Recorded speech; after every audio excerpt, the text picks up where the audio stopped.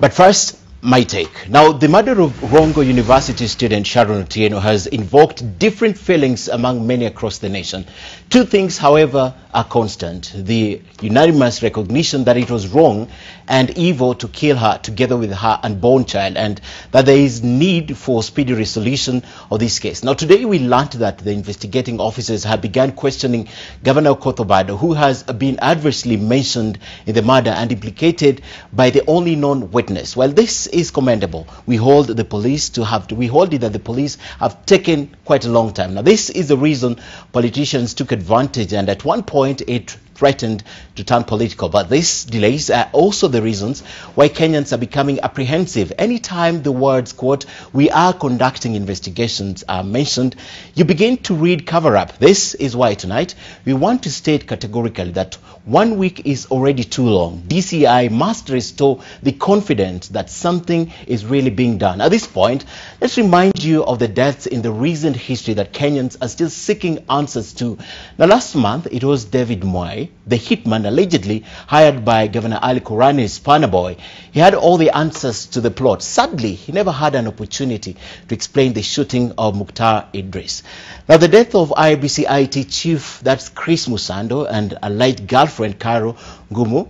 To date, no answers. The death of baby Samantha Pendo, the shooting of Stephanie Mora Bantisha, who was shot and killed at his family house a few days before the repeat presidential election, and the shooting of businessman Jacob Juma, among several unexplained killings.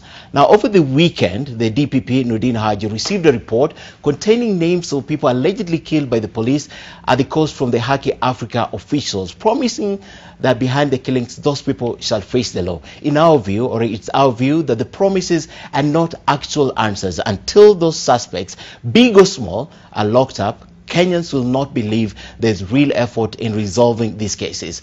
Until the perception of selective application of the law is done away with, all the said investigations look like a smokescreen. Lest we forget the words of William Gladstone: justice delayed is justice denied.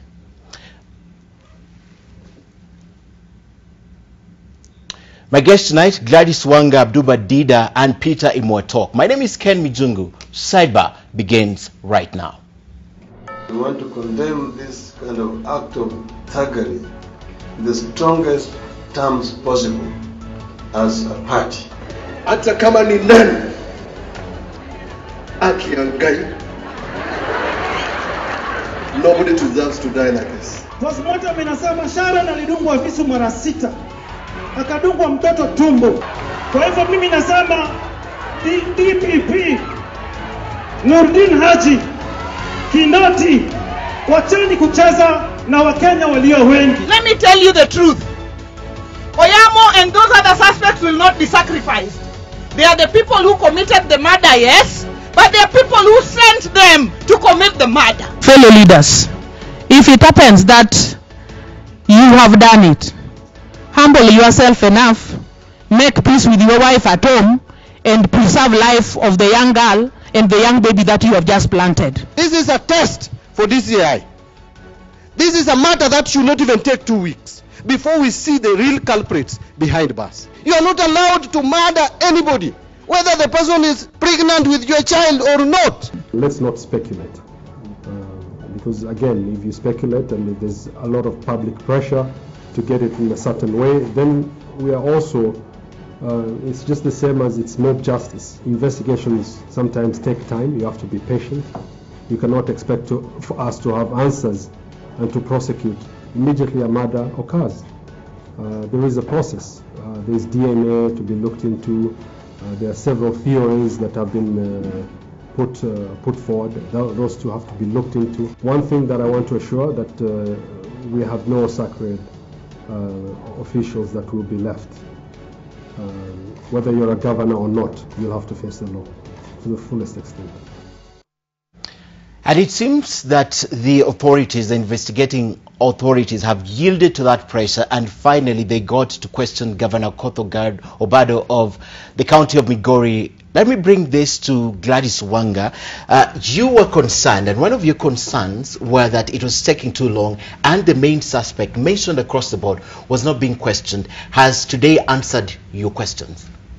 Well, I think there's a step that has been made. Governor Obado has been brought in and questioned, and then released. You know, that there are many questions around that, and he was brought in very, you know, secretly, almost mysteriously, almost. But let me say there's progress, but we don't want to relent. Okay. As you have said in your take, what will truly assure us as Kenyans that something is happening is the conviction of the murderers of this girl.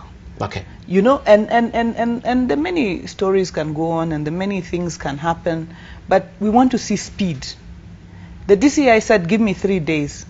After 3 days, the people he brought, you know, some former MCA who advised someone, the PA to Governor Obado, we were not satisfied with that. Okay. And this is why, as women leaders, when we visited, women leaders from Nyanza region, when we visited the family of Sharon in Homa Bay over the weekend, we were very categorical that the real suspects must be brought. And Governor Obado being questioned is progress. Okay. But we shouldn't stop there. We want to see speed. Okay. We want to see these people being arraigned with speed. What speed. we don't want is, you know, these people waiting for temperatures to cool down, and then this going like the many people we have mentioned, whether it was Musando or it was Baby Pendo or it was Jacob Juma. Yes. You know, they go as if these lives were never important. Okay. Now that you've met the family, is there a story that they have told you, they told you out there, that the public don't know about this? No, there's no secret story. I think Sharon's story is very open. Is out there. Okay. We know the people she was relating with. We know that she was a student. We know that she was murdered brutally in the manner she was. So it's open. It's fairly There's open. no secret. There's no secret behind. Let me bring Dida. her story. Dida, in my culture, and I share this with Gladys, pregnant women are never killed. They never die. In fact, if a woman is pregnant, there are even diseases that take a break from them. They never get sick until they give birth. So it's sacred to kill women. From where you sit, what happened? Even pregnant animals, yes. You know, not just women. Mm. Yeah. In Bismillah ar-Rahman ar-Rahim, actually in any community, whether old or contemporary, you don't kill women, whether they are pregnant or not. And I think Kenyans are very interesting. The media is interesting. The government is interesting. Because many people have died. There was a student from Nairobi University who died. The body was thrown on Westlands Road. You see? And up to today, the investigation is on. Masikeno? Yeah. That one was resolved. They went to court. Now, yeah, you will go to court and you will die in court maybe. If this case involves actually senior people in the government, nothing will be brought to book. Okay. Nobody will come to book. So you even believe in the Sharon's case will not get to the bottom? If the rich and the powerful are involved, that case we will form a commission of inquiry. You know, during Moi's time, if you get the statement, commission of inquiry, where ujue hiyo maneno imelala. So if somebody will be suspected and then will drive in a big car to the police station, is given drinks and then chats in the office, those are procedures. Okay. If anybody poor will commit any sin in this country, it will not take hours to court the case. It will not take. Okay. No procedure is needed. If it is the DNA of a poor person, it will take hours. But are you rich? Are you connected? Your case will wait for Jesus. Okay. I remember David Moyes' case. He was arrested the next day, and sadly, days after that, or hours after his arrest, he was found dead. Kenyans are unanimous. At least they're singing the same song. From the opposition, from the government side, from the religious leaders, everyone is singing this song. Are you more optimistic than Dida? Let me say this, as a young person in this country, we are sad that a young person like Sharon could lose her life because of some kind of scrupulous people who believe life is not sacred. And number two, we must agree, this country, the social fabrics that must unite us of responsibility on what you do are broken. Number three, I must say this. It is time we stop burying people before we prosecute those who kill them. Because when Jacob Juma was killed, in 2 weeks' time, we're in a funeral, and the story ended. Now Sharon is gone. The best we can do as Kenyans is rest in peace. It is never rest in peace until we know why should we rest in peace. I remember when Jacob Juma Msando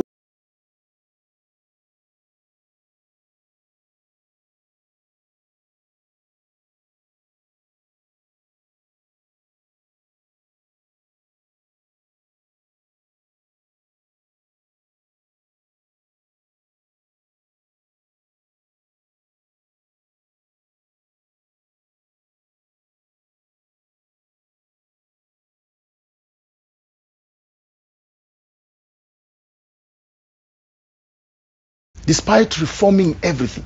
But it's so painful if there's somebody somewhere, however big you are, that now we are going to look at Sharon in a morgue, and then somebody somewhere is eating juice, is taking salt in his house, enjoying himself. But don't you think the due process should be given an opportunity? Because the worry was initially... Mijungu, let's get it right, honestly. This country, I think, is the country ICT stop. When you talk about Sharon, had a gadget which is a phone. You can track Sharon's conversation, even voice recording, the last 2 months, even the last 1 day. Who did she talk to? What was the conversation about? What happened? And in the law, all the detectives are allowed to go beyond the court orders to get this information. These people must be brought to book before we bury Sharon, or else it will be business as usual. Okay. After burial, it's now a process, as Dida is saying. And just to add, you know, a suspect as powerful as Governor Obado is is in a good place to interfere with witnesses, to interfere with anything.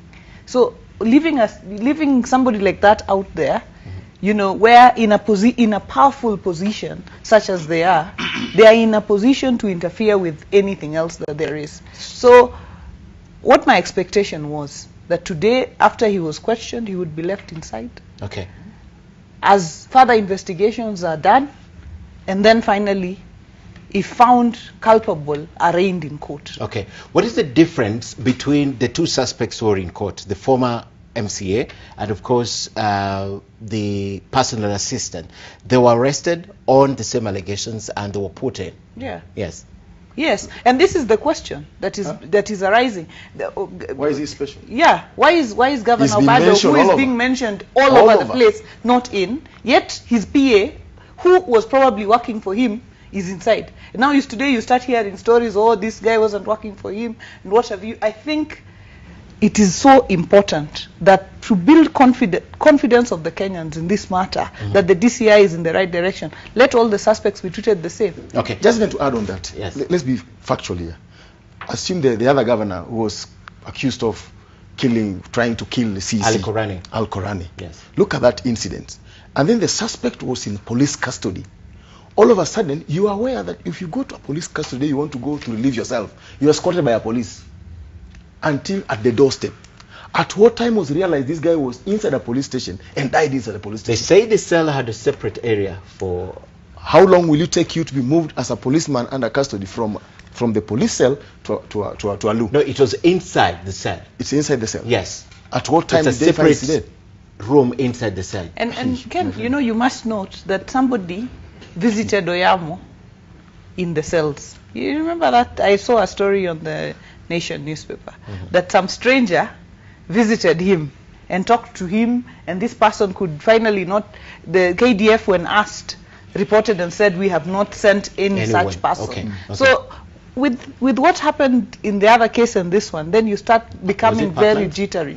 You start becoming very, very jittery as to what could happen to key suspects in this case. Do you agree with them? Do you agree with them that suspects should be treated equally? Because even if you look at them, they're not equal. One is a personal assistant, one is a former MCA, the other one is a governor, a sitting governor. Equity and justice is just is not an easy thing. We must understand the value of the human being. We don't know how valuable the human being is. We can kill you because you are an obstacle to an interest. And many people today in this country will do anything. Killing a poor student is not a big deal. They can kill their colleagues. Governor can kill the deputy governor because of interest. The minister from finance, the EC, will die because he has mentioned something about the governor. You know, it's like that. And you know, it is good to call a spade a spade. If you are rich in this country, and if you are powerful in this country, you can do what you want. Number two, if you are rich and powerful, but opposing the sitting government, then you will be treated like the poor. Yeah?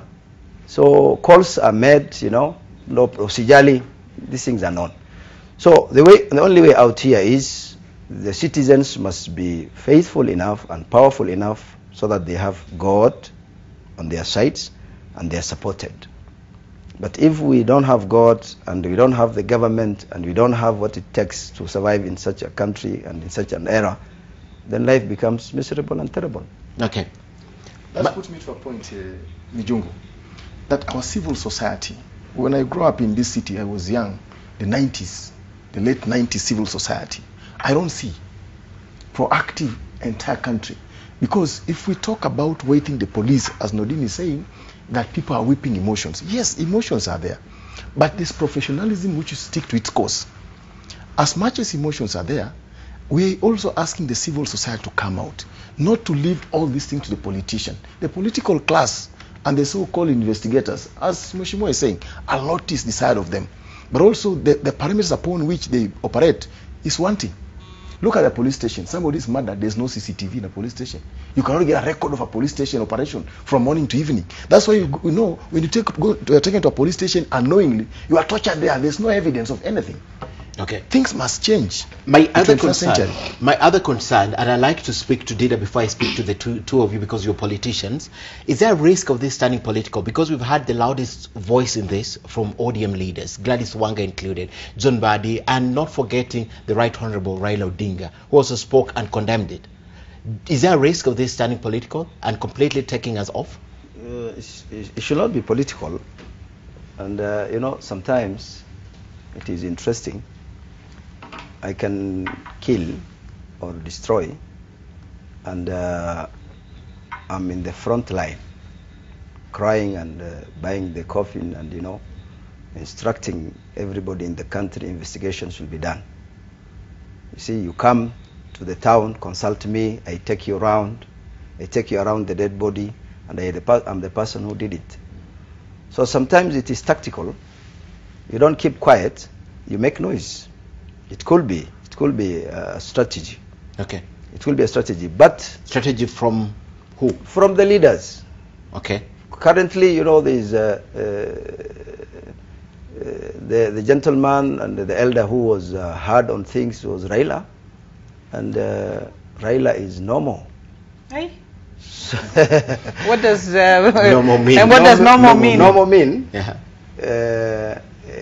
He's in somebody's court. No. But that's my perspective. His opinion. That's my opinion. Yes. Yeah. Okay. You know, if and why would you say he's in someone's court, Dida? Raila was one person who would say what he means, and you know, he will be open. And he still nothing will happen, and he will not keep quiet. Raila will say. Like he has. That is but why he's spoken about this too. But Raila is not as vibrant as he was because of what people are calling the handshake or the handshake, or I don't know, but he's not himself. So for that political party not to die, you know, a person or two must say something and say it softly. Okay. Well, I think that is the most outrageous thing I've had in a long time. That Raila is no more, or that he's in anybody's court, or that he's in, because the question you asked, Ken, is why are ODM leaders speaking loudly about this matter? Yes. And secondly,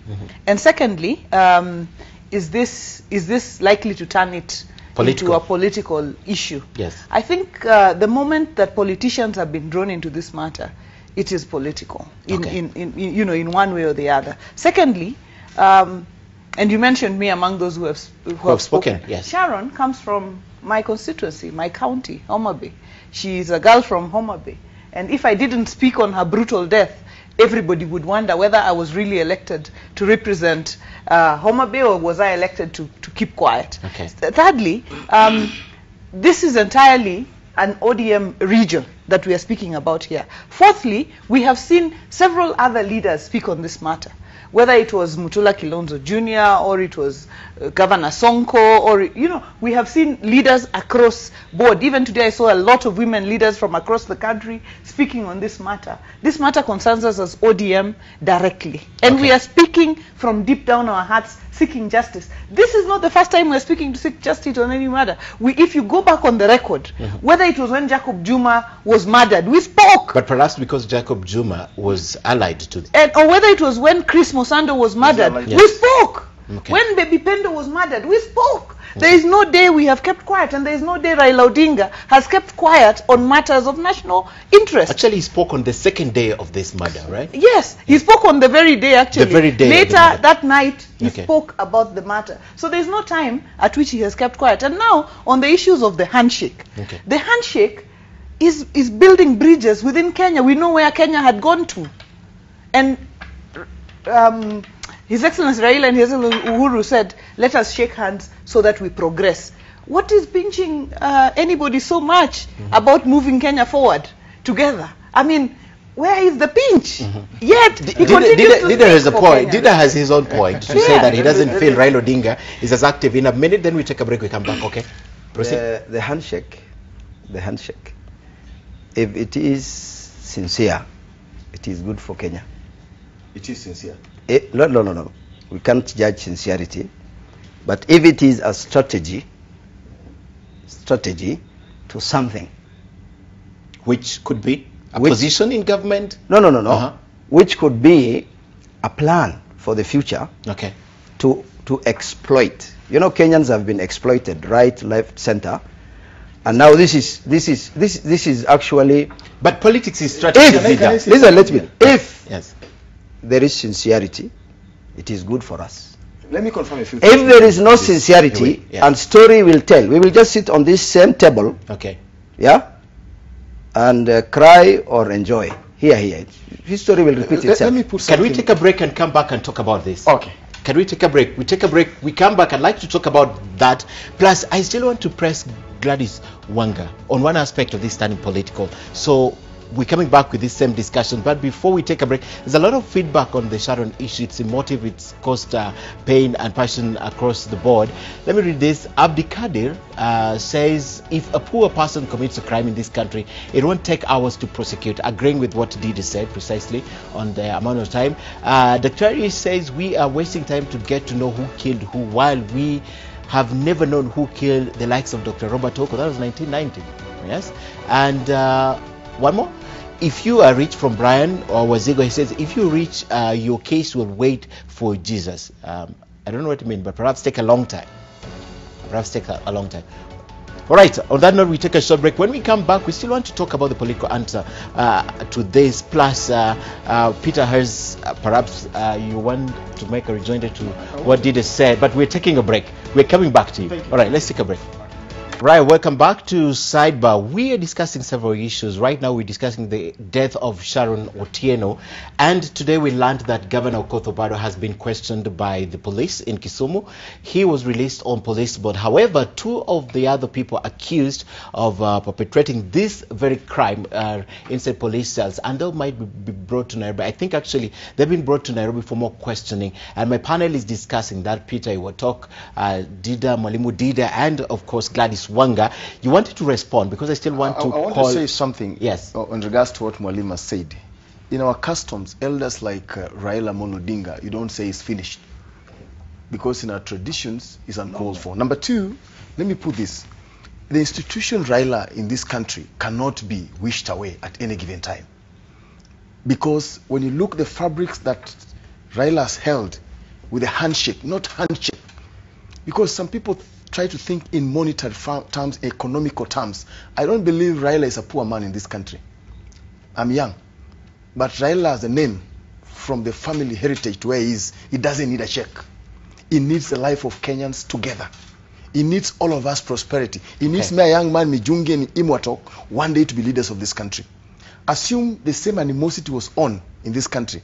I don't think I could be still an MCA now in Nairobi as a TESO. So let's face it and say this country deserves a handshake, and a handshake is what we deserved at that time. And we're able to go. The statement is conditional. If it is a sincere handshake, it is good for all of us.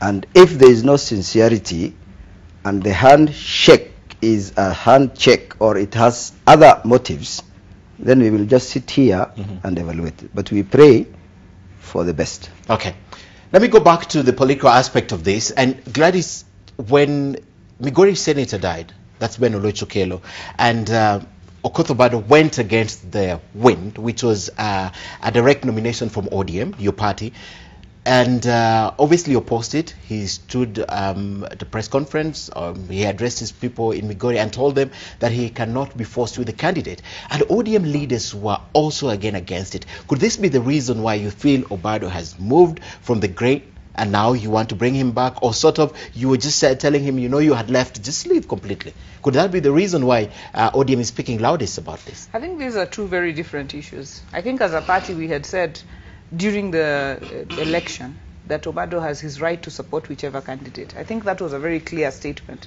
that he could support anybody. But not within ODM. As his personal... No, you know, we asked him to support the ODM candidate, but when he refused, we said he could support anybody.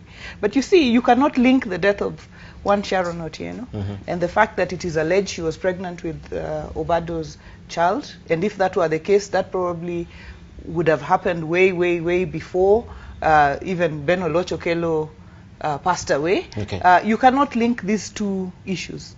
They cannot be linked. The reason is the by-election came, you know, very recently, and we had already said he could support anyone. And this is a matter that is so serious. It is so grave. It is murder that we are talking about. How you can link those two, I don't understand. No, the reason I'm linking the two is because the party is angry with Obado, right? The party was very angry with him when he went against the grain. And right now they found a reason even to push him further. Because if you find your enemy being beaten and he's your enemy, you will not help the enemy. But Ken, I don't know where you're coming from with that. The reason is ODM did not participate in Sharon's circumstances. What he's asking, whether it was... Could there be a witch hunt? Against Governor Obado. Yes. But this is what I'm responding to. ODM in no way would have participated in Sharon's circumstances. And it is very unfortunate that we're discussing it in these terms, because it is murder most foul. There was no way you can say ODM came, ODM made Sharon pregnant, ODM killed Sharon, ODM, you know, chased. What we are saying is very clear. What we are saying is the people who are associated with the murder of Sharon Otieno, whether it was Obado or it would have been anybody else we could be talking about today, should be apprehended. Which is true, but we've seen party taking to the protection of their ranks. Do you agree? Let me just say, let me add to what let me hear from Governor Mike Sonko, who spoke very strongly on this matter. He's not a member of ODM. I agree. Many women leaders across this country who have spoken on this matter are not ODM. So even you yourself, in your own take here, spoke very vehemently. Are you ODM? You know, so this, any walking human being with a heart and mind would speak very strongly entirely. on this matter. I agree entirely. Yes. The simple thing he's asking is there is a culture, and it has been there, and it has taken roots. If I'm okay with the elders of the party or of the country or anywhere, and I do a mistake, it is sorted out amicably in a very, you know, if I cross lines with the party elders or the national level, whatever, then, you know, all of us have weak points of weaknesses. You dwell on that. This is a very weak theory. It is not coming anywhere. But you agree, it adds up somehow. It adds up. Although in your defense, I'll say when I saw Kidero being taken to the dock, and he was a top leader of ODM. There was no defense from the party. That I agree. Mijungu. But still on this, yes. Let's agree one thing. Let's not deviate from the reality of times. In fact, parents to Sharon looking at us trying to divert this issue to a political issue, I think they are feeling bad if they have a chance to watch on TV. Number one, we must agree that this lady is no more on earth. She's in a morgue. She's dead. It doesn't matter who killed her, whether you're in which party. What matters is Sharon is dead. In the next 1 week or so, I believe people are busy contributing money for her burial. But what we are asking here is not about what ODM supports in the next senatorial seat. What we are asking here, have you apprehended those who killed Sharon? Which is true. We're not. But you see, when we try to say now the party has a position that because they speak, and Mheshimiwa Gladys has said clearly, but when Jacob Juma was killed, we spoke. When Msando was killed, he was not a party member of ODM. He was an IBC official, not from Migori, from Homa Bay, where the by-election was. But the party said it is wrong. Justice cannot be pegged on the party policies. Okay. Yeah. But that is not in contention. My question to Gladys Wanga, which you can answer, you're a member of ODM party, yes, is Obado went against the grid. Yes. Obado 2 months ago. Let me 2 months ago. Let me finish. Yes. 2 months ago, Yes. right? Yeah. And there was a strong sentiment against what he did. Although they said you can support whoever you want, but out of the party, don't be in ODM. Can I ask you a question? And The then same question. currently, Obado has been found with this. First Could time it for be a Obado. reason I'm not? First time for Obado. Was he an ODM member? No, he wasn't an ODM. He wasn't an member. ODM. Yes. Were we having any issues with him? In terms of what? In terms of interfering with this leadership as independent governor in Migori? Nothing. In the constitution of ODM, we allow everyone to associate himself with the candidate he serves. Okay. And more importantly, Obado was not the prime minister of our candidature in Migori but County. what I'd like to ask Ken, you Yes. know, because I do not see how this, where do you think ODM has come in to this Sharon matter? Because the ODM leaders who spoke loudest when he went against the grid, at the risk of sounding like I'm to kill somebody. supporting Obado, I just want this clarified, that there's no witch hunt here. Where could the witch hunt be coming from? Offense. Because what we are dealing with is Yes. a criminal offense. Yes. But what we are also dealing with is murder of a girl and her child. Okay. Unborn child. It is murder most foul. Okay. It would take everybody aback. And apart from the ODM leaders who have spoken, many Kenyans, including if you gave Mwalimu Dida here a chance, he would condemn that murder in the strongest terms possible. So, condemning the murder in the strongest terms possible cannot amount to any level of witch hunt or any level of trying to push someone. And I want to assure you and Kenyans who are watching that whether it was Governor Okoth Obado or it was anybody else, any other person who was implicated in this murder, we would speak just as strongly. Sorted. Dida, you want to add something? So we just take another example. Yes. Of the prosecutor. Somebody was suspected to have been involved in killing, the shooting of that gentleman. So the governor, Ali Korana, has been mentioned. And then the person who did the shooting also died in the cell. Yes. So Ali Korane, and this is a Garissa issue. The public prosecutor comes from Garissa, maybe. So we see how it is handled. Now what we say is, if you are big, if you are senior, if you are online, if you are in the group, and something happens, it is sorted under the desk. If you cross the line, and you still, there is this theory. Okay. And in Kenya, it has been is important, Mheshimiwa. You have to agree with me. Right? I agree with Mwalimu on this. Let me agree with Mwalimu on this.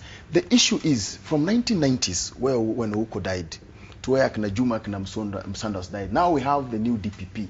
What we must take the ball to his doorstep is, are you going to prove us something worth to smile about as Kenyans? Because honestly, it's not right. When a poor procured shooter dies in a mysterious way, and somebody purported to be the converging point where this person was supposed to be killed is still free. It is wrong. Because today we can celebrate and say it's about Sharon, it's about that shooter, it's about that attempted murder, but tomorrow it will be me or Mheshimiwa Gladys for our ambitions in life, or my ambitions in life. So this thing must come to a stop. A big man syndrome in terms of justice should not be applicable. One good thing that we have achieved, we can talk about it in public. some years back. Yeah, we wouldn't have spoken about it. You think about it and you also do. And this is no way in support of anyone. It's just to get the information out, because that's a perception also that is also important to arrest at the end of the day. Look at Uganda. Let me give you an example. There's a guy, Mohammed Kumira, said this statement last week. He's a police officer who said, when you speak, you die. When you don't quiet, speak, you also die. So it's better to speak. All right. So that the reward is out there. What you are saying, Monique is saying, we are speaking for Nodin to hear and DCI to hear. We want these people to be arrested. Okay.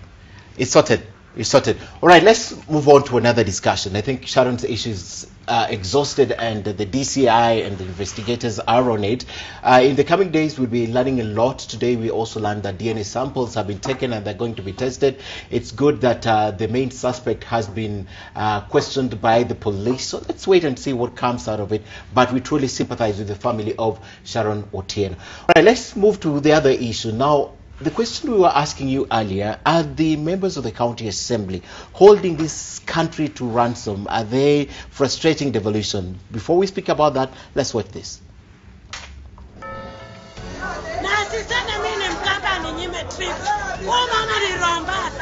I would wish also Treasury maybe to help me, because you know, when you pay people on IFMIS, it's not something that is running away. It will show that we have never denied anyone to travel, as long as you are telling us this is a travel of benchmarking, this is what we are going to bring back home, and this is how it is going to support Kenya. We are ready to be investigated by the investigative body, either DCI or EACC, but the issues which members were having is her leadership style. If all of them have signed like 109, it means all of them are after me. If you feel Utility is not doing right the work that Jubilee gave me, then you have a right to just write to me. It is not just money. It is not just money. I think we have relationships beyond money. Because if I had the money, I would have very good relationship. I don't think it's right to say that I have and this Nairobi County MCAs are very independent. They also have the powers. They've been elected the same way of been elected by the people. Right. When the members of the county assembly, where you belong, begin talking about personal things like plastic surgery, like traveling business class, I mean, she earns her money. She is able to do all that. This looks more personal than the fact that there was some things that she did, abuse of office and the rest. It looks really personal. Mijungu, I'm happy I'm the minority chief whip, courtesy of His Excellency Raila Molodinga, being a minority in this town, and I'm the leader of opposition in the county assembly. The issues raised there are pertinent, are constitutional. If you read Article 75 of the Constitution 2A and B, it speaks about the process of removing the speaker from the office and why you should remove the speaker under Article 178. The motion which was brought before the assembly was brought by a Jubilee member. We have only 58 members of NAS in the county assembly. Jubilee has 66 members in the county assembly. When we voted Elachi for the first time, she received more than 91 votes unanimously. And then when Elachi became the Speaker of Nairobi, I, as the leader of opposition, number one, there's an issue of the People's Assembly. When I had planned my team well, the Speaker could not sign a motion of the People's Assembly simply because he was coming from a minority side. And I was on KTN sometimes and said, the Speaker of Nairobi must decide. She's either the Speaker of the House or the Speaker of the Jubilee. And I'm a happy man today that my cry as opposition MC in the county assembly was also heard by the majority side, that Speaker Elachi was not fit to be the Speaker of Nairobi County Assembly. But why was she voted? Why was she voted unanimously? And by the way, did you realize that she was not fit? Elachi was brought by the Jubilee Party, not ODM, neither NASA. And because they had the strength of the numbers, they said this is a candidate from the party. And because we had no strength to elect a contrary speaker, we had no choice than to say that's now a Speaker of the House. Let's vote unanimously so the Speaker can lead the House unanimously. Let me put this right. The allegation of plastic surgery, CG first class, are allegations on the substantive motion of impeachment with documents, with evidence. Let me put you across. The CSRC Gazette notice stipulates every state officer, from ministers, from the PSS, must use business class while traveling. Elachi kept on giving instructions on officers in the county while on transit. She cannot use what? Business class. With all due respect to our women leaders, because there's a perception tried to be created here that the MCAs of Nairobi are so feminine to our ladies. No. We are just saying, look at this. You went to Dallas with a ticket which is first class ticket. Did you follow the procurement processes, the Public Finance Management Act? No, you can't answer that. You say, I have a condition that premises me to do this. Fine. You say, I went to get a degree. Mwalimu Dida, you're a teacher by profession. Let me ask a question. If you are given a honorary degree, are you paying for it? This is a speaker who left the country, went to Dallas to receive a honorary degree which was paid at $5,500 for a degree. You can see Boniface Mwangi is a good example who said he was also part of the invitee for that degree. But when doing a research on this university, he found a university led by Nigerians, which was a scam. My minority leader was also part of the delegation which was invited to go and receive this honorary degree. He refused to go. He said, personally, I have no master's degree. Why am I going to pay a honorary degree which I have not gone to? And you see Beatrice Elachi on her statement saying, I went to this college, did a training, and I was given a honorary degree. I don't believe when you are called to Nairobi University to be given a honorary degree that you're supposed to go to class, unless we've not gone to school. I respond to that? Yes. You mentioned Nigeria. I think, I don't know exactly the university, but if you are talking about the Commonwealth University. I'm not saying about Nigeria. I've said ran by people from Nigeria. So it was suspect. Yeah, suspect, yeah. Yes. Okay. The university that has links with Nigeria and is based in Belize, managed in UK, is joining, and usually what it does, it gives you a 5 days training. They gave me a degree, and I attended 7 days classes. They called me to come to the UK, or sometimes they do it in Dubai. Let me tell you, sincerely, the 7 days class I attended, I'm old, almost approaching 50. I've never gotten anything from the universities here at home. The 7 days what I got, and they charged $6,000 for you. Yeah, You're and a I doctor paid. now. I paid. Now you're a doctor. Confirm that to the media and the Kenyans. Are you a doctor? When my documents are required. Are you a doctor?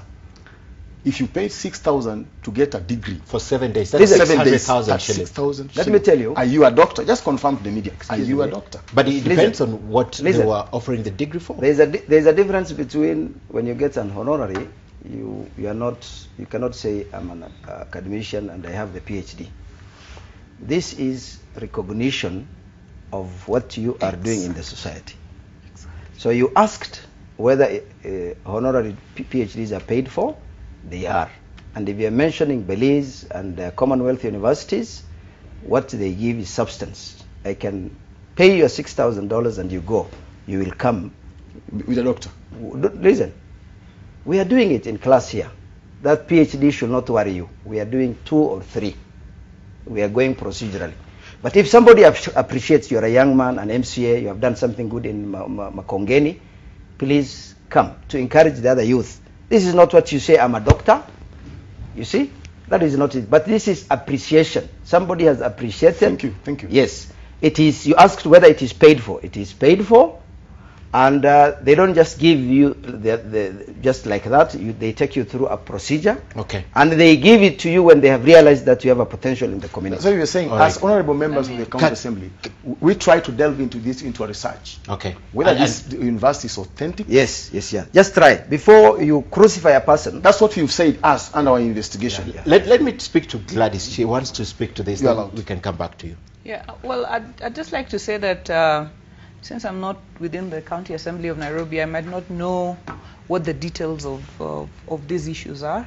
I think what I take exception to is the ejection from the office. From the office, because this is a country of laws, and even the MCAs, said they followed the law in the impeachment of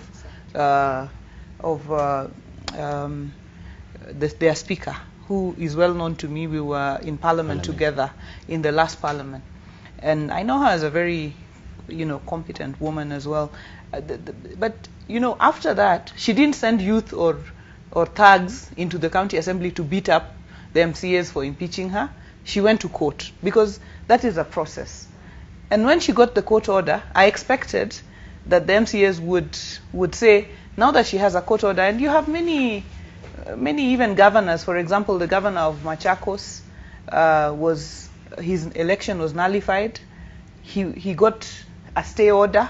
He's in the office. I've never seen anybody going to eject him from that office. So what I take exception with is the forceful... The pictures on the screen right now. The forceful ejection of the Speaker, Elachi. Yes. And the other thing I'd like to say on this matter is today I'm elected as a member of Parliament for Homa Bay County. Maybe some people are not happy with what I am doing, but they have no way. It is made a bit difficult for removal. So what I'd like to say is broadly, not just relating to the County Assembly of Nairobi, but broadly, we need to look at the County Government's Act and see the threshold for removal of speakers and these people, and even you yourself as the minority whip. Somebody can just wake up and say, I don't like your face, but Imwatok out. Without you having done anything wrong. So you are in your position and you're always wondering, oh, you want a trip, I must give you that trip. Even if I have no money to do it, I will have to give it to you. I have to find money from somewhere to keep you calm and so on. So what I'd like to say, Ken, is broadly looking at the County Government Act and procedures for removal of speakers and other office holders, we need to review it. Because in Imwatok today, Makongeni people can't remove you from your seat. However unhappy, they can't remove you easily because the recall process is made so a bit more difficult so that you also have peace of mind to serve. Okay. So when you look at that law, we should find a way of, like governors are impeached by the county assembly, then they go to the Senate, then the decision is reviewed by another eye as to whether those grounds hold, and then you proceed. But then I think let me give a clarity of what happened on that day. Can I speak to Dida and then I come to you? Okay. Generally, about elections in this country, they are never objective. Whether an MCA, whether an MP, whether a senator, they are never. If there's an accepted party in that region and you come through that, people will not want to wish to look at your credentials and your ideas. You just go by the wave. So if it is Jubilee with the majority and people, and they are not happy with something they want, they will sit down, take beer or plan, come and fight. You don't support a character because of the ideas that the person has in this country. That will come. It is our prayers. Okay. It is our prayers. Okay. Yeah. Mijungu, before our national TV, let me clarify the essence of all this fracas we are seeing on our national TV. Yes, indeed, the process of impeaching Honorable Beatrice Elachi was concluded on Thursday, where the Speaker herself subjected a notice of motion for a special sitting to the government press for gazettement. Later, she could not appear either before the House Business Committee or before the Assembly to substantiate allegations which were placed before her desk. Later on, after the process had come to an end at 5 p.m. on Thursday, we received a court order on Friday. And then we called all the honorable members to a Kamkunji, advising them, we've received a court order as leaders of the assembly, kindly refrain from interfering and let's appoint lawyers to represent us before what? A court of law. As we are addressing a Kamkunji at the plenary, it was live on NTV. The speaker was addressing the media on her office. Look at this statement. And then most of the ladies said, no, we are the women caucus. We've asked the speaker not to speak about the women caucus without calling us together into arbitration as the women caucus. We are going to ask the speaker, why have you not called us a women caucus, despite all these things? Mijungu, the moment these women, as per the information you are given, reached the speaker's house, the speaker removed the paper pen and sprayed on them. No, but they were shouting. We had the videos. That's what we are. Yes. We have also video the same when the speaker herself holding a paper. No, we have even showed that video ourselves. But you see now, what we cannot substantiate. Is one person, Betty is a latch in her office. What we cannot substantiate. Security. Number one. And the whole team is moving towards her office. Let me ask you a question. Let me ask you a question, Mijungu. If really you have a court order prohibiting anyone from interfering with your work, do you come just walking? A court order has to be enforced. Who enforced this court order after serving it? These are basics we are asking. Today we are in court, and the POs has been raised before how this court order was given. Okay. So we cannot vindicate. When MCAs are quiet, they are saying they are eating, they are full of their mouth. When they speak, they are wrong. I think by and large, what we are saying, and we don't want to put Imwatok on the defensive, is MCAs currently, under the current law, have a right to impeach. Yes. I mean, that is not in doubt. That is not in doubt. You can do it. But do it for a because reason. you're within the law when you're doing it, also allow the other person their right when they are within the law. Yes. When you have a court order, you can actually sit in your office, and nobody has the right to come and eject you forcefully. Yes. That is outside of the law. So you are spoiling your case. You might have a good case, but the case is being watered down by this ejection, and you remember now look at some of the statements that were given. Which creations? You lienda America. Ukatuacha hapa. You know those kinds of things. Those are quite unfortunate. If we investigate what provoked the whole thing, you know, you can organize your case and be smart. Exact. But Mr. MCA, what provokes a fight in this country, whatever? Labda the MCAs asked for chips and chicken. And they were denied. Which is wrong. You go to America and then you refuse us chips, and then they go and sit. That's what the ladies say. You know, when you have your ladies on camera saying the same thing. You know the facts. Akona roho mbaya, alitunyima trips, he's traveling, they are questioning validly saying, how do you spend first class ticket, and us when we travel, even to get a permission to travel, whether invited or not. So that perhaps is the reason. Not the only reason. When you look at the petition, which was before the assembly, there was no reason like traveling. There are 5 reasons. Number one, on the constitutionality. Why do you spend more than 600,000 on one single ticket, which is not prescribed at the Kenya Gazette notice as per your job group? Number two, why do you falsely claim from insurance to be refunded 1 million shillings public money in an fraudulent way? There are issues you've raised in the motion that was tabled by the MCA, which Kenyans are not addressing. Okay. Let me give an example. Why are Kenyans not addressing those issues? Why are they concentrating on the matters? As an MP, when the bill was passed, the security bill was passed, you guys had an acrimony in Parliament, including you. Yes. Why were you not admonished? We were. Were you taken to SCC? We were admonished by all means. Yes. We were admonished in all ways. You know, what you are saying could be wrong. What you are saying, the procedure of traveling, yes, she could be wrong, and she may be trusted. She called the big wings in Jubilee. There is no way Mijungu, and then the small ones now gang up and make a lot of noise. Yes. No, there's no way out of the people you lead, like this media house. You are a team leader of 100 people.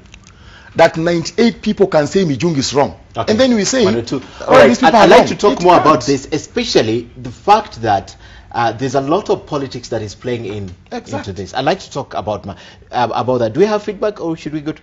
All right, let's take some feedback and then we can clear that. We still have one more topic to speak to. We have a few minutes. And Samuel Oruto says, it's time our elected members stop talking their party politics and petty issues. The other one, we need justice and to end impunity in this country because we do not know who is next victim. That's from Kimono, from Busia. Until the day, and by the way, Busia MCAs also have issues. Watch that. From yesterday, there's been quite a lot of activity in Busia. Bungoma. Until the day a big fish will get behind bars, that is the day Kenyans will start believing in the investigations. All right, some of those comments, we're coming back to the discussion, and when we come back, I'd like us to talk about MCAs holding counties to ransom. If the governors don't play ball, you see what happens. Now to speakers, right? Governors are worst. Governors are worst? Okay, we're coming back with that discussion. Stay with us.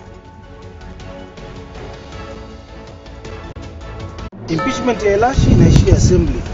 My impeachment will not enter the floor of the county assembly. Right. I think he believes that it has to go legal. That's why he says impeachment will not end at the county assembly. Yes. Read the Constitution, Article 75. If you violate the Constitution, there are consequences. Shall be disciplined. And may also result into removal from the office. Go to Article 178 of that Constitution.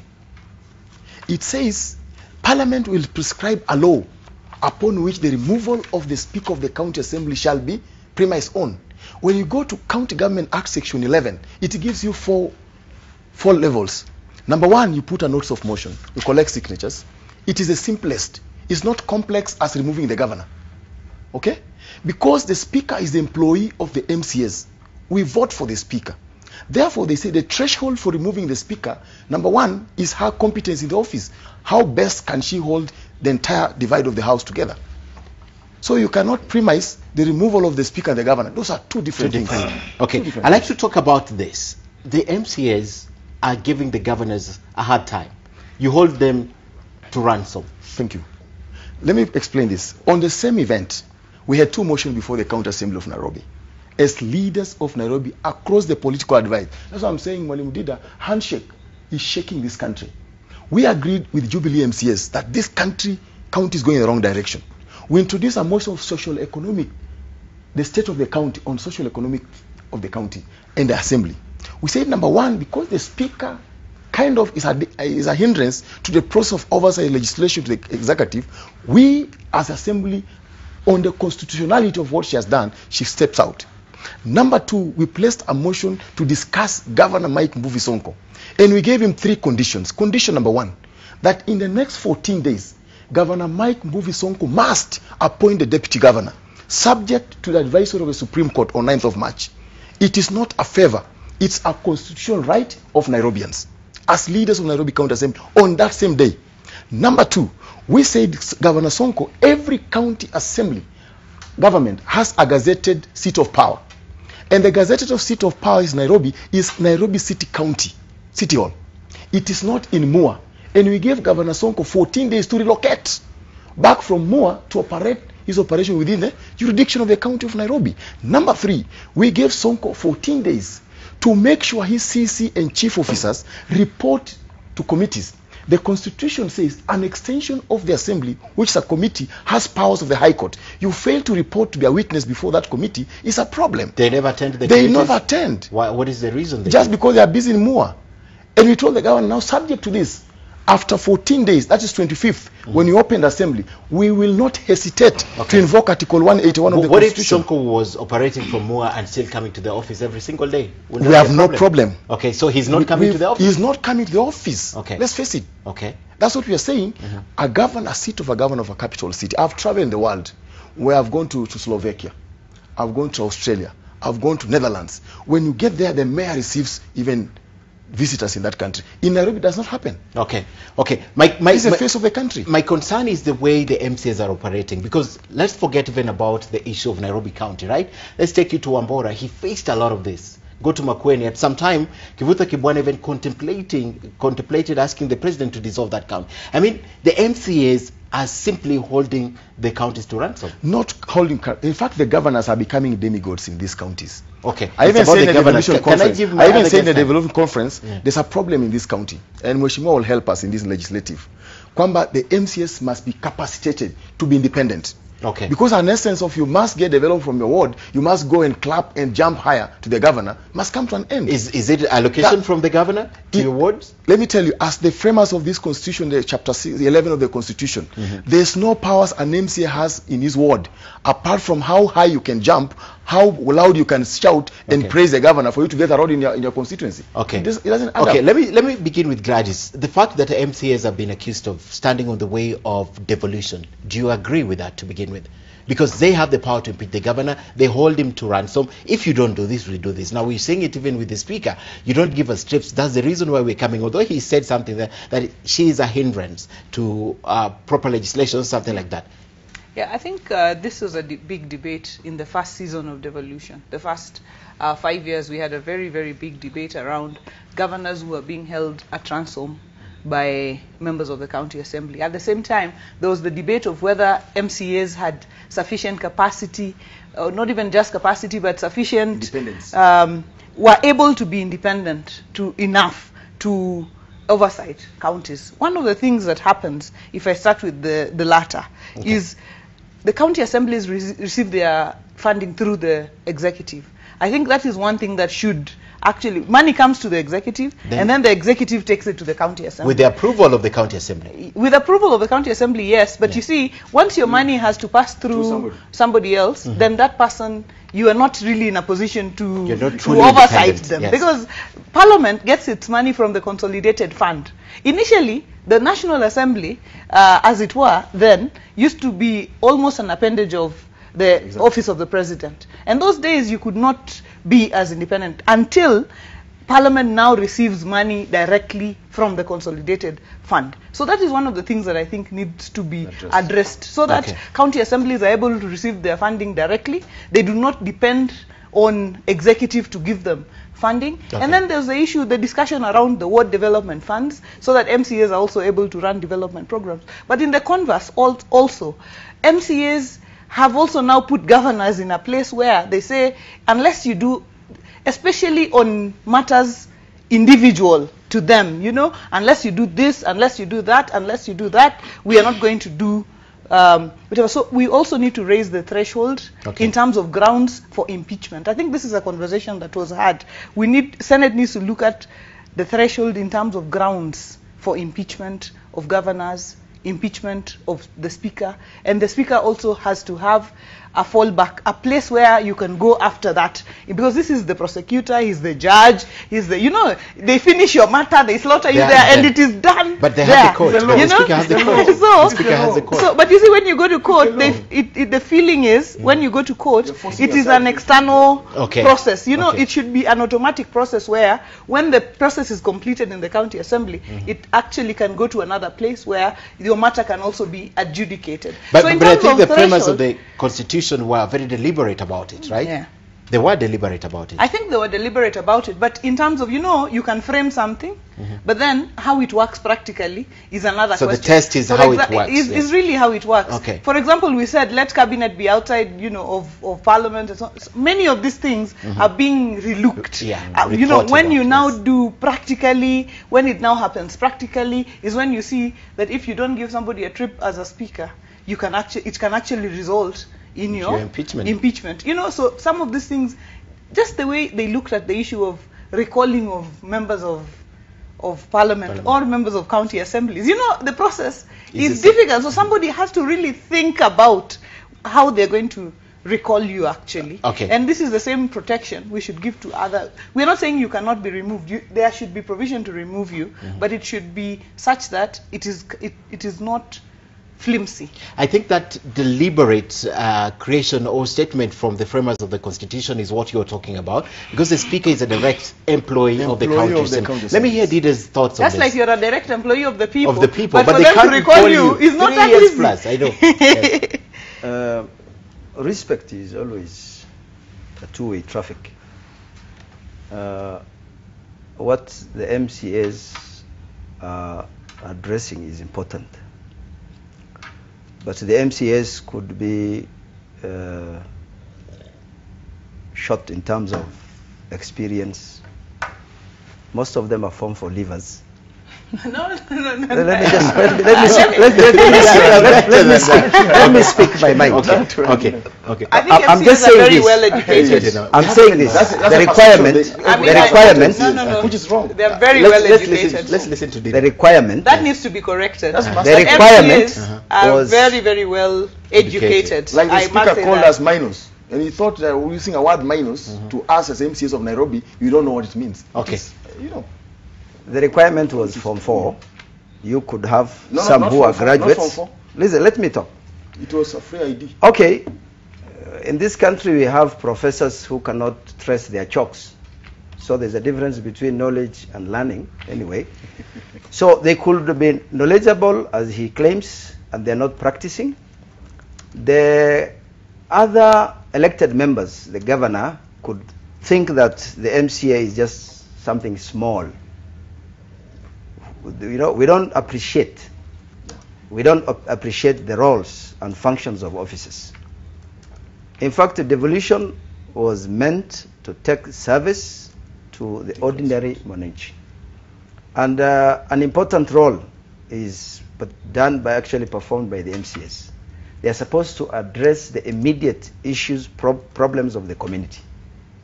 They should be objective. They should be developmental.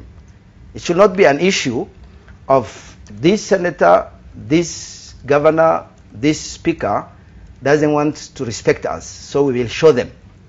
Then you sit the whole night and cram the law and consult and come up with the, governors should respect the MCAs. The MCAs should be independent and focus on what is the problem of the community. They should address the problem of the community. In fact, most of what is happening in this country, prices are on and all this, a lot of money that comes from civil servant tax and is going to salaries, is going to travels, is going to allowances. There is a fight if this is not done. These benefits are not fulfilled. Okay. Basically, the quarrel is not on development. The quarrel is, respect me, I'm also living, I have my powers, I can show you what you are. This is what is happening. Okay. Devolution is young in the country, and we have taken a very important step, but we are far from the ideal. Okay. All right. You want to close on this because it affects you? Let me just be very specific that it is also time Kenyans at large respect their leaders as they elected them. Because I don't believe I was elected by the people of Makongeni to be a clapper, to the governor, or to a speaker. I was elected to do 3 functions. Oversight, which entails me to speak. Representation, which entails me to speak. Legislation, which entails me to think and speak. So, I'm speaking on behalf of all the MCAs in this country. It is so uncalled for, whenever an MCA speaks, he's not been given what he wants. Whenever an MCA keeps quiet, his mouth is full. He has eaten. But they showed us that when they spoke to that themselves. That's the question now. They spoke to that but themselves. You see, if one MCA speaks contrary, it does not mean the 2,200 MCAs. That's the tag they have in the entire country. Okay. It is wrong. Okay. The essence, like Mwalimu said, some of the people think MCAs are just collected from the village, from a constituent scholar ward, and being presented by his clansmen or by his youth to represent them. They have no knowledge, they have not gone to school. This is a perception which we should come to an end in this country. Okay. As Nairobi MCAs, we stand firm and believe that Nairobi has issues. And these issues has been begat by a moribund speaker who is not ready to listen to his employers, who are the MCAs, who tell Madam Speaker, we want to prosecute this motion.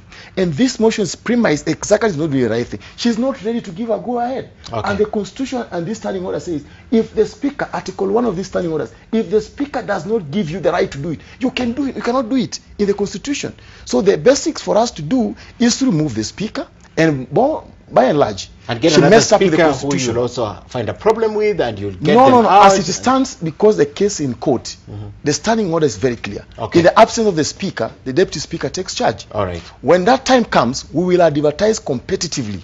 Even a Lachi will be eligible to do what? To apply again. Okay. So what's the fuss about? Okay, I think this is concluded. We have a few minutes on the clock, and I want to talk briefly about the cost of living. And the reason I'm talking about that is because President Uhuru Kenyatta sneaked into the country, in quotes, just the other day, and nothing has been done. Now we have a few days on the timeline for a law automatically becoming operational, and we don't know what to do, and Kenyans are still suffering. Before that, let's listen to this. We call upon the National Treasury to base division of revenue on the functions being performed by counties. County operations are in jeopardy since functions cannot match the resources being allocated. Hakuna sababu kamili ya kupandisha bei ya mafuta. Ile hali tuko saa hii ni hatari. Tuna serikali ama hatuna serikali? Hatutakuwa na imani na executive. Unajua wanaangalia hali yao. Tunataka president kwanza akifika apunguze mambo ya mafuta. Mafuta sio luxury. Mafuta ni kitu kinaanza kwa jikoni ya mama na kinapita mpaka kwa kila mtu. People of this country are carrying a heavy burden. Those who keep on telling us about propaganda, that all resources are being used we are taxing people. Respect what we have done over the last 5 years. Started the consultations today, and this is the first of the series of meetings that we are going to have with a view to deal with the issue at hand.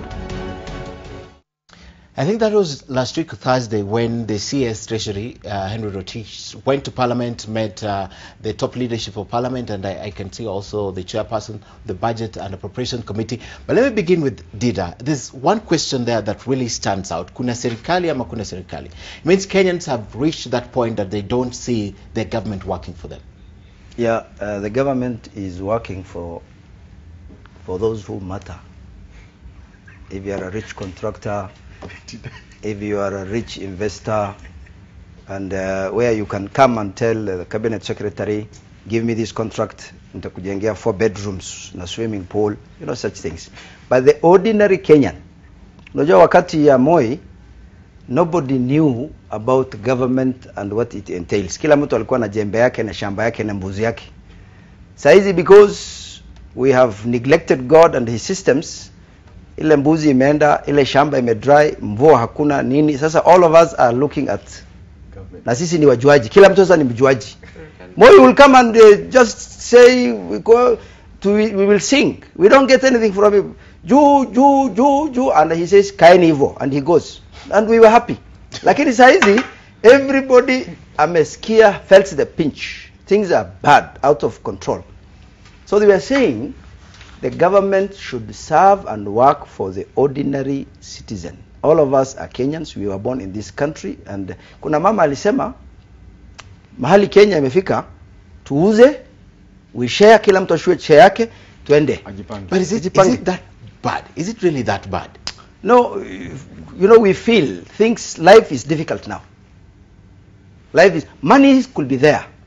Billions are mentioned, trillions are mentioned, but the expenditures are more than the income. Okay. When you cannot balance life, then your emotions and your feelings and everything is provoked. Okay. And Gladys, the funniest thing is 3 months and counties have not received money.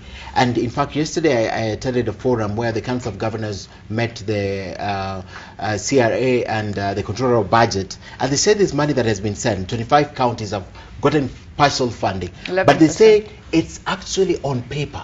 It's not practical. These counties have no money. Yeah, I think it's most unfortunate. The government is facing a serious cash crunch. I think it's clear because of the heavy debt that we got ourselves into over the last 5 years, and now where we are at the moment. But I think the ordinary Kenyan is really feeling the weight, the burden of this cost of living issue, especially the tax that now has been levied on fuel. And it's a bit strange that since the president arrived yesterday, he hasn't spoken, because it's such a pressing matter. I was hoping he would have spoken on it today. And it has been said that the bill has not been presented to him yet. So it is my hope that the bill is going to be presented. The bill should be presented to him immediately so that he can make the decision to assent to it, so that the 16% tax is removed from Kenyans and the fuel. But the fact that he has not said anything is very, very worrying to all of us. He arrived last night. Maybe today he was being briefed, so hopefully tomorrow. How many days do we have still running? No, you know, the 14 days start running from the day the bill is actually presented. Or before the president, or to the president? Yeah, to the president. It doesn't start running when it's still in Parliament, being prepared and the seal on it and everything. So once that happens, the 14 days begin running the moment it is presented to the president. So if it has not been presented, or if it is presented tomorrow, 14 days will begin running from tomorrow. Okay. So, but then you see the finance bill has a timeline, which is by the end of September, the finance bill has to be completed by law. So that is also there. Okay. So the decision has to be made because of the IMF conditionalities on one side and what Kenyans are feeling on the other. I want to urge the president to go with what Kenyans really want. And in the event that the president does not sign the bill into law, we as parliamentarians will have to mobilize ourselves to raise the 2/3 required to veto the president's move, because we must stand with our constituents. Mijungu, number one, I must congratulate the Kenyans people for coming out fighting hard on this issue. You know, I also fault our senior brothers and sisters in parliament. A bill has to go 3 stages. Parliamentarians only realize there's a problem in this bill when it's already been passed, or 3rd stage. Yeah, but 3rd stage. Let me just correct you there. Just You're a lawmaker. Yes, I mean. Let me correct you so that you don't continue to misinform. Yes, the bill has 3 stages, but the stage at which you amend it is when it comes to committee of the whole house. You cannot amend it at any other point. So that is the reason it was amended at the point it was. Let me believe in this. The finance committee in parliament has to look every bill clause by clause, article by article. That's the law in parliamentary languages. This, I'm not saying the whole house of parliament. I'm speaking about that specific committee on finance and budget, which received this bill, looked at it, took it for the first reading in assembly, the second reading where members are allowed to do amendments, the third reading, the committee of the whole house. I'm just saying, you know, we must contribute in the second reading. Yes. Am I right? Yes. But we never had MPs contributing on this on second reading until the third reading of the whole house, when somebody says, okay, Kenyans are already crying. The IMF, in fact, for me as a Nairobian, as a leader in this city, heard about the IMF agreement when this bill was being now amended at the last stage. Number one, I must tell Kenyans, we are vigilant enough. Article 46 of the Constitution, the consumer rights, Kenyans have really delved into it. And I'm also asking the president, with all respect, as much as the burden is now on his shoulders, that Kenyans, the Mama Wanjiku from Teso, from Makongeni, from Githurai, I was just called yesterday, I took a Uber, and somebody told me from a Uber, Mheshimiwa, don't pay only the money the Uber said. Please put for me the withdrawal money, because I will not pay anything after this. Because the owner of the vehicle wants 2,000 from me, but the fuel has costed me almost 1,500 a day. So honestly, the president has to come out by tomorrow so that to save the country.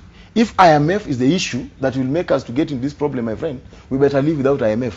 Yeah, but let me just point out a few things on the finance bill and the areas that the members of parliament came in. One, there was the, you know, there was the attempt to tax fuel, but reduce taxes on betting. And members of parliament balanced that out. They retained the taxes on betting and removed the tax on, or postponed the tax on fuel. Okay. There was also the proposal to tax even cash, money transfer, M-Pesa, all these things. That was removed by members of parliament. So I think on this particular issue, members of parliament did their part very vigilantly, and there was no other stage at which you would bring in the amendments. That's apart I from don't blame the committee of entire the whole parliament. house. I've said So before. The Budget and Appropriation Committee in Parliament. This was the Finance Committee. Finance Committee needs to do justice for Kenyans. Okay. Not just to put things as they are. Okay. You asked about prices of commodity rising, increasing, whether fuel or life becoming difficult. Whether the president will accept or reject, life will not be easy. One, we are a country that is consuming. Imagine Kenya is 4 of us. 4. Ask yourself. And I asked my family members, they're almost 20, we had a meeting and they were saying, we have needs, but is there anything, do we even manufacture a pencil? Is there anything we are producing or we are just consuming? The education system is not actually geared to skills development and productivity. You see, there are many things. If we have gone to where we are almost becoming a colony of the foreigners. And from a spiritual perspective, whether it is the scrolls of Abraham, the Psalms of David, the Torah of Moses, the Gospel of Jesus, the Quran of Muhammad, and you read this, an indicator that God, the Creator, is not happy, foreigners will invade the country. They give you more. That's true. They are valued more than you. Yeah? you become useless. They dictate to you. Even they go into who is elected and why should this happen. You see, rains are actually not there, and when they come, they destroy. They are destructive. We have graduates and we are educated, but we are not productive. You know, our land is there. So many things. So I think other than the president and this oil thing, we need to go back to books, and we need to, everybody needs to evaluate him or herself and see what we did wrong in trying to please our creator. All right. If the creator is not pleased with what is happening in the world today, if deaths will continue, if pregnancies out of wedlock will continue, if women who, a 40-year-old lady will dress in a t-shirt of a 6-year-old baby and stuff when she's asked, God does not want this, in 1 Timothy chapter 2 verse 9 to 15, and she says, my dress, my choice. If I can steal, and you know, God will blow it out, and the ends will not meet. So I beg Kenyans, and I always say in the national televisions, and I mentioned in the presidential debates, and I said, listen, one problem we have is we need to understand God and what he wants. Let's take care of the commandments. 2, there is an enemy God has told us is the Lucifer. Where does he sleep? What does he do? What is his responsibility? Is not there. 3, I also requested, majority of Kenyans are Christians. I told them, if anybody will steal and then say it is up to Jesus, so who do we take to court? If somebody is everything, you steal my shoes and then you are told fine, it is done. No. We need to sit down. We are all the sons and daughters of one father, Adam. We need to sit down. If it is religion and it is weaknesses, if it is economy and its weaknesses, if it is leadership and its weaknesses, if it is a society and its weaknesses, we are one thing. Well said. All right, ladies and gentlemen, before I let you go, I have to show you this cartoon. I want your perspective on this as we wind up. Let's bring it up. It's right there behind you. That's to the MCAs as we wind up this debate. If only you fought corruption, traffic jam, insecurity, and garbage with the same zeal. That's impeachment MCAs. I have done that. Your reaction, let me start with you as we wind up, because this is your question. Personally, history will judge. I've been on this national TV since I was re-elected as MCA in Nairobi. Importantly, I say grateful to the people of Makongeni, and more importantly, my party leader for giving me an opportunity to be a minority whip. Have executed my duty to oversight this county. If the issue of garbage collection, I've spoken it out. If the issue of insecurity in Nairobi, I've spoken it out. If the issue of corruption, we've spoken it out, and we are going to speak about them without fear or favor. So this cartoon is right. As Nairobi, there must be a starting point. We cannot assume and pretend that Nairobi is on course when Nairobi is not on course. And that's when I agree with the cartoon. We must fight corruption. We must fight insecurity. We must deal with impunity in this county. Right. In other words, spend your energy. I've done it. The right way. The right forum. Dida. Yeah, you know, that shows that ordinary Kenyans have a lot of expectations, and they need a lot to be done. One thing for sure, we are seated here talking bitterly, emotional, you know, blaming this or that. We know that Kenya is an important country, and in fact, when you look at the 195 countries in the world, Kenya appears to be better than 125 countries. So when you're driving, you change the gear from 3 to 4 or 2 to 3, not your vehicle is not moving. Yeah? We are not where we were 60 years ago. We are moving ahead. What we are just saying is we want better than this. We have the potential to be better than where we are. Yeah? Let's be sincere, let's be honest, let's be godly, let's do our work as it is. Let's sacrifice. Let's sacrifice more. You know, altruism is what will save country, Kenya.